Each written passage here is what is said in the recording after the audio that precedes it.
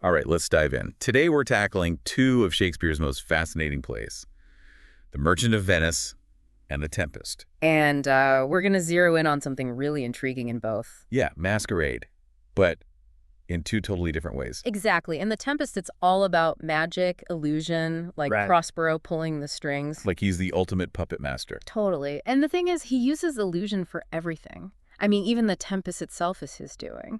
Okay, so we've got this magical, manipulative world in The Tempest. Yeah.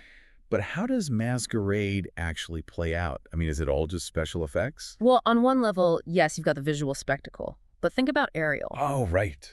The spirit who can literally shapeshift. Exactly. He takes on all these different forms to do Prospero's bidding. Yeah. It's like acting, putting on different masks to get what you want. So that's like masquerade on a very literal level. Yeah.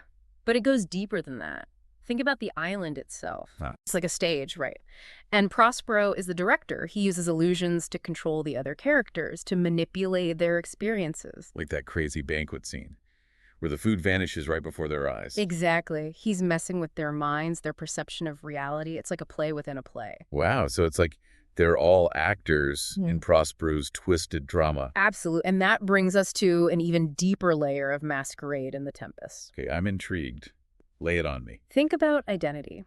Who the characters are, how they see themselves, and how others see them. Okay. Take Caliban, for example. Prospero views him as a savage monster. Right, but Caliban sees himself as the rightful owner of the island. Exactly. So there's this clash of perceptions. Even identity itself becomes a kind of mask, shaped by how others see you. Whoa. So are you saying that who we are is just a reflection of what other people think? That's a really deep question. The Tempest doesn't give us all the answers. It's more about making us think about these things, about how perception shapes reality. Yeah, it makes you wonder how much control we really have over our own identities. Right. And that idea of control and the illusions we create, it's going to come up again when we talk about The Merchant of Venice. Now, before we jump into The Merchant of Venice, I want to pose a question to our listeners. How does this idea of illusion in The Tempest make you feel? Does it make you question your own perceptions of reality? Keep that in mind as we move on, because things are about to get really interesting. We'll be right back after a short break. Okay, so we've explored the world of illusion in The Tempest.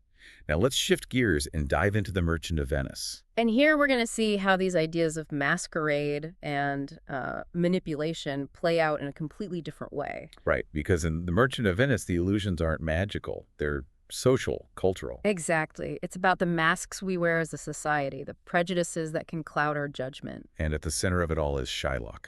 Ah, Shylock.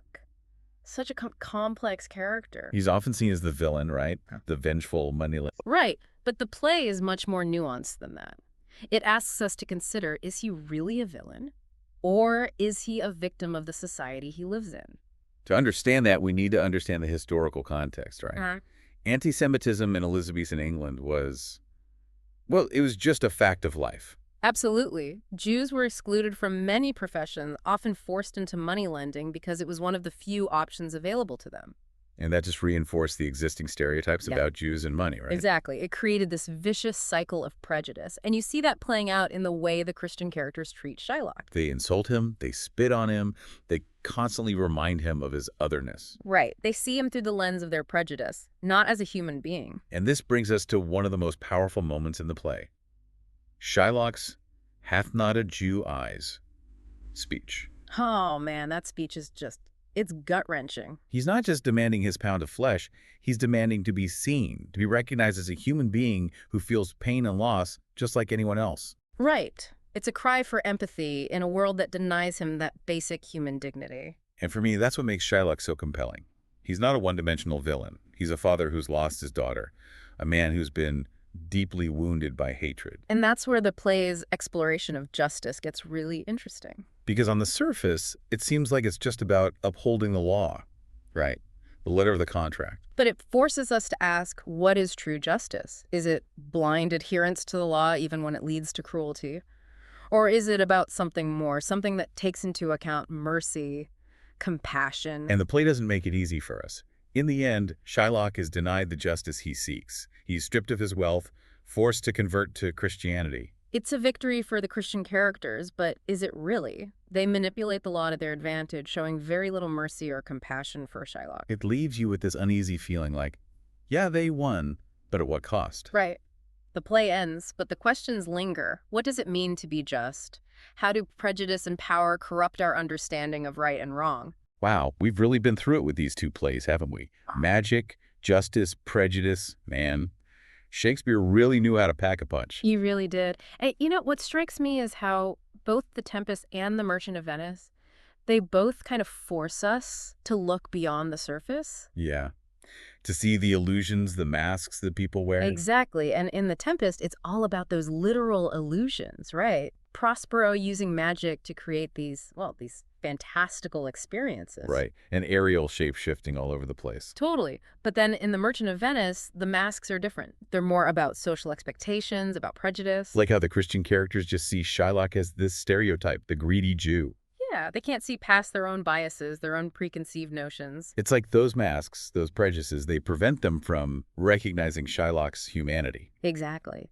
And it's interesting, right? Because that connects back to The Tempest in a way. Oh, how so? Well, think about Caliban. Okay. He feels trapped by that label, that savage label that Prospero has put on him. Right, he's being defined by someone else's perception of him. Exactly. And it makes you think both plays are kind of saying that sometimes the most powerful illusions are the ones we create ourselves and impose on others.